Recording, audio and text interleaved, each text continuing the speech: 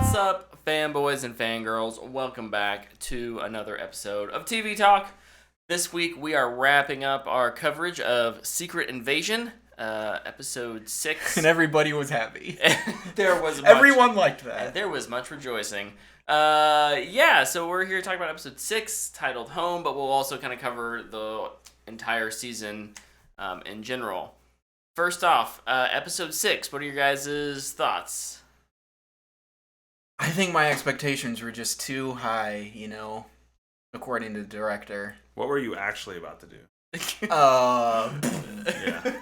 Yeah.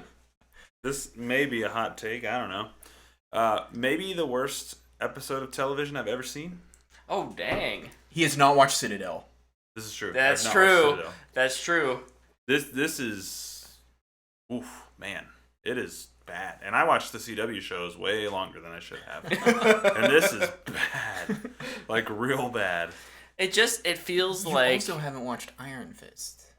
No, because people were like, hey, it's bad. I'm like, cool. I'm not going to watch it. Hey, now we get to be the people that warn others, right? Like, we get to be the people that you can thank for some of that. It's dropped to like 3% on Rotten Tomatoes now, this episode. 8, I think. Is it up to 8? Single digit... Hold on. Anything in single digits is that's just unheard of. It might as well be a 0. It might as well. It has one positive review, the final episode. Woo! I want to read that review. I just feel like it was pretty much like, it's alright. This episode, the one positive I'll say for this episode is that it finally commits to, like, absolutely we're not doing any of the things that we teased in the trailers. It's not an espionage thing. We're just going full force superhero smackdown. It's something you've seen 1,000 times. Brawl. Yeah. So it committed to the bit. 7. Oh, 7. But so you're telling me that show was a bit? The bit. Unfortunately, the show was a bit. I didn't know I was watching Auntie Donna's Big Ol' House of Fun season 2. I don't think this person watched the episode. A solid final confrontation between Fury and Gravik. Oh yeah, that never happened. They didn't watch the episode, clearly. I mean, they might also not want to spoil stuff because it is alluded that it is Fury. So luckily, we're here to spoil things. Yeah, we're gonna spoil If you listen to this, you're hopefully expecting spoilers, and we're gonna give them to you. So the whole, like, Gravik confrontation is just it has nothing to do with Fury by the end of it. I mean, guess what? They use the shape-shifting powers one more time, and it's Gaia disguised. I was just laughing at how hard that you were trying to sell how sick he was. Yeah. And it's like, my brother, I've seen Chernobyl. I know how sick everybody got. And it was way worse than this. That little pill ain't gonna help nothing.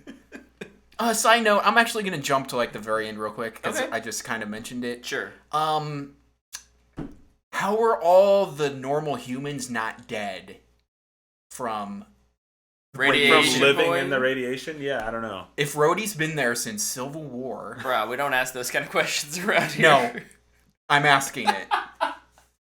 They brought it up. He goes there and they're like, make sure you bring it out, Bill, because you can't take the radiation. They brought it up, so I get to bring it up. They were, just force-feeding some iodine pills to those guys every couple hours.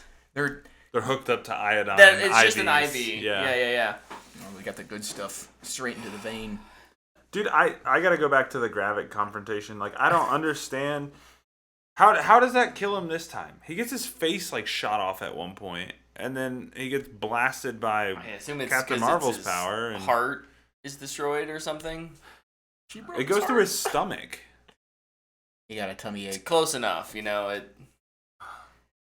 the force of the implosion pulled the heart down, and it got eviscerated as well. Did I sell you enough on it? No. I'm just having fun being an apologist for this episode. I don't look, hate it's that garbage, he's dead, but I'm fine with him dying, but, like... And it's not a great cooler. way, but, like, yeah, get the villain out of here. His whole plan and motivation was stupid. So Yeah, I'm kind of glad they just killed him off. I don't care how it is. You know what else? Like, and it's bothered me the whole show. Or he's not dead. It finally tipped over, I think, in this episode, is like Rhodey and the way he talks to the president. Mm-hmm. And it's like, we've been with Rhodey forever.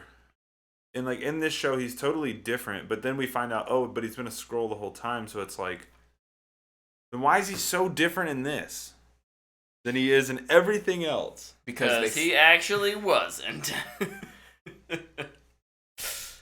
That's the problem with retconning. Retconning, yeah. They don't line up, and it's just like, oh, well, you just kind of have to accept it now. And But like, did Don Cheadle not read this and go, this is not even the same character? Or did like the guy who directed this not watch anything else that he was in prior? I don't know how it works, man. well, they didn't watch WandaVision before making Mom. I so. did know that. Yeah, that's it's pretty on brand actually. That's a good point. This actually checks That's a good point. We should have seen this coming a mile away. Mm-hmm. I don't know what Marvel's doing right now. I'm not sure Marvel knows what they're doing either. Luke and I kind of talked about this the other night. Yeah. It's a mess, man. Marvel's in a bad spot. Like, it's ugly. I suppose it always must be dark before the dawn. So, a season of darkness. But the day is coming. A season or how many seasons? I was using season in a I mean, we've been here. General. We've been here for a bit. I think some of it can be attributed to trying to mix things up after Endgame. Some of it can be attributed to COVID and pandemic and shaking up that. Unfortunately, I don't see it getting any better because of now the writer's strike and Disney seems and that's not to like crap on writers. What I'm saying is that like Disney is continuing Marvel is continuing to move full steam ahead with these things, and they will, purchase some AI instead of settling. So, question. We can't wait to see all the robot actors, man. I'm very curious. Do we think AI would have written a better show than whoever wrote this show? No. I actually have that little faith in AI. I don't know, man. This is pretty bad. I've seen some like job description things that AI can write. Serviceable. I just always go to the beer commercials, and it kind of freaks me out how like they do mouths and hands, and I don't like it. It's just not fun to look at. I'm not advocating for AI to replace these writers specifically. I was asking the question. No, that's fair. Do we think it would be better? That's I don't know. I'm just worried about Glorbo, man. What? Glorbo is taking over the world. Taking over Luke's gaming. making deep AI cuts right now. Okay, yeah, I don't know what that is. Where my deep AI hater bros at? I'll explain it to you. Back to Secret Invasion. Back to Secret Invasion. What I think... Look, clearly none of us are real fans of this episode. Or the show. But I do want to talk, in general, like, performances. How did we feel? Was there anything that stood out to you? Are there any characters you would want to see come back? No. Yeah, no. But I think the only character I really enjoyed throughout the series was Olivia Colman's. Yeah. But she's only in it for 15 minutes. Yeah. Then she teleports at the end, kind of.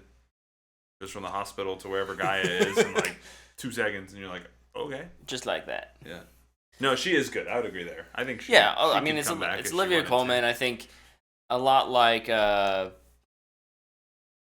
there's some other actors or actresses who Marvel has kind of gotten in to do kind of a bit part. If they're given something that's expanded, I would be excited. Same with Olivia Colman. The problem is I don't see her character ever getting anything that's expanded. And if they do, it's something like this. Which actually makes me like Fury's character less. You know what I want? This is what I want. I want them to change the title of the show. And then just leave it on Disney Plus. Marvel's What If Season 2. Secret invasion. Secret invasion. What if the Skrulls invaded? Wouldn't that be crazy? Anyway, back to our main story of normal MCU. I genuinely think this is the worst thing the MCU has put out. I think it's horrible. I think it's lazy. I just don't think they should ever reference it. I think they should act like it never happened. So this is the new Inhumans kind Yeah. of thing? Like where they just pretend it never... Exactly. Yeah. It's a complete mess. My favorite episode was the first one. I remember when we reviewed it, I was like, listen, it's okay, but hopefully this is the worst episode.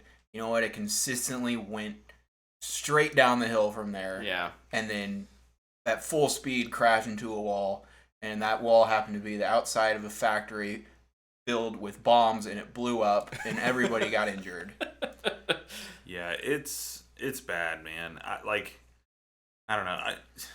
The sucky part is, like, there are people out there who like it, and so, like, I don't want to dismiss their opinions, but, like, it is... I mean, it was not... I didn't even want to watch it every week. I only watched it for this. I would not have finished the show. I would have abandoned it. There's no way I could have kept this show going if we weren't recording these every Monday. It is rough. I watched it every Monday. So, like, it would come out Wednesday. I'm like, I don't even want to watch it. Like, I'll watch it Monday when I have to. I watch it every Wednesday so I could just be done. Oh, man. It's rough. Yeah, I don't know. I think... Is it better than Thor the Dark World to you? No. No.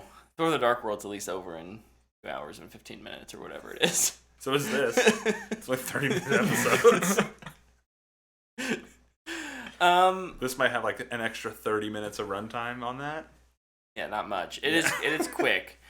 No, I mean, ultimately at the end of the day, it doesn't deliver on any of the things that it tries to set up thematically, right? So, like, Fury and the Skrulls, that conflict there, specifically between him and Gravik, it's abandoned so that Gaia can have a, Dragon Ball Z-esque throwdown in Not an enough screaming. abandoned... Yeah, not enough screaming.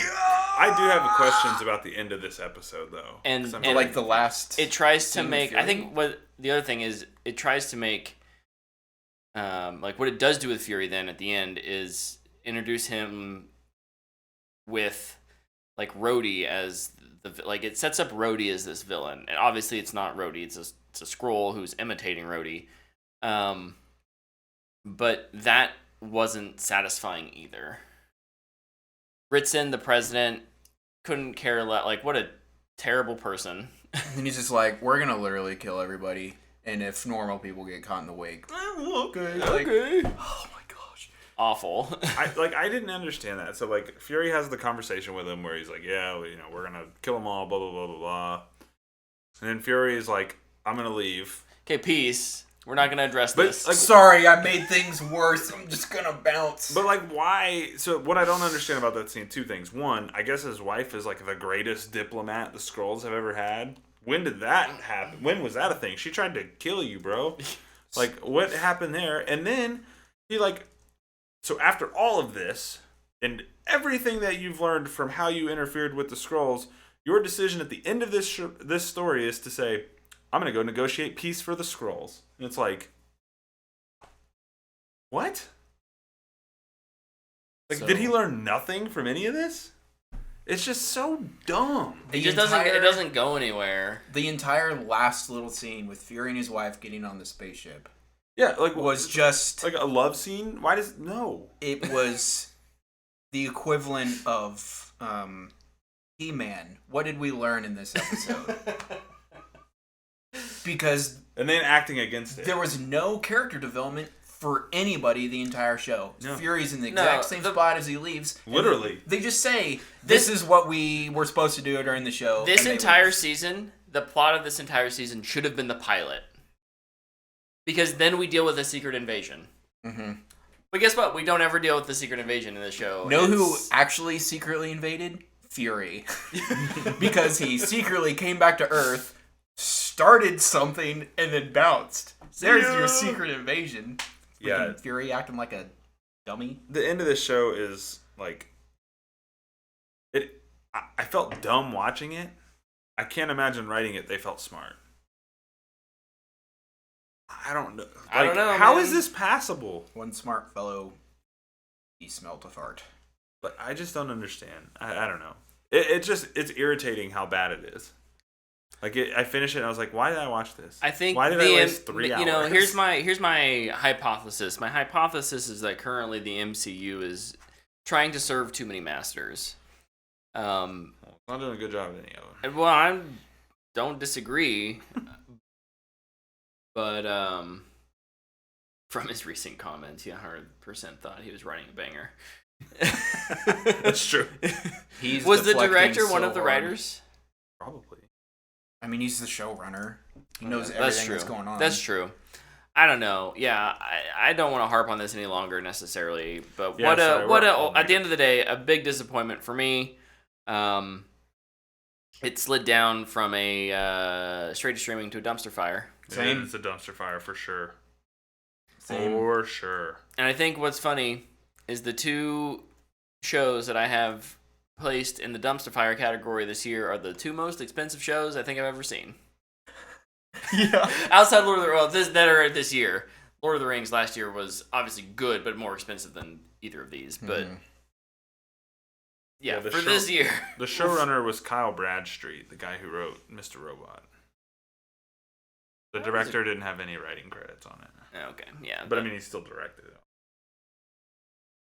I don't know. I think Marvel does need to take a look in the mirror, and I think Bob Iger understands that. Although I don't agree with his comments completely on the issue, I do think that a slowdown coming probably after Loki is inevitable and will be welcome. So, Yes. yeah. Mm-hmm. All right. Well, that's our review of Secret Invasion.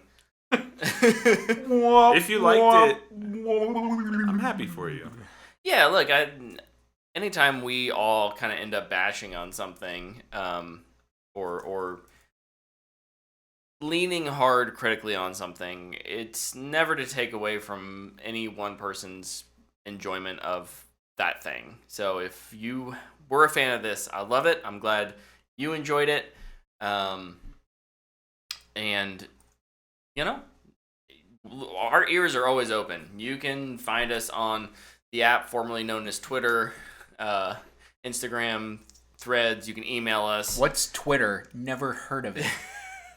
Like, let us know why you liked it. Like, I'm not here. I don't want you to spew hate at us, but I'm here to listen. You know, if you enjoyed something, tell me why.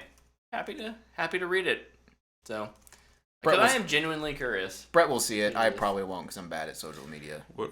Oh yeah. Over in the chat, Draxarm will be the new Jump the Shark. Yes.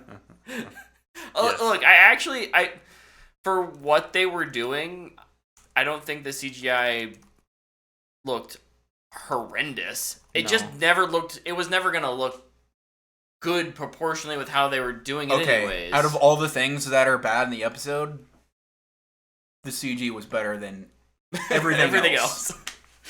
I honestly don't have a complaint about the CG because it's the best thing in the episode. Yeah, it was fine. Yeah, it looks weird. Lots of CG, but like a Drax arm is gonna look weird on tiny 4'8" Amelia Clark. Yeah, yes. It's just gonna look funny. And I'm hiding my arm because Amelia Clark has got probably bigger muscles than I do. So even with her tiny size, size doesn't matter. That's what I've heard. That's what everyone's told me. Anyways, thanks for listening to our little review here. We're gonna jump over to our main show. We made it. We got through Secret Invasion. I did have one doing that.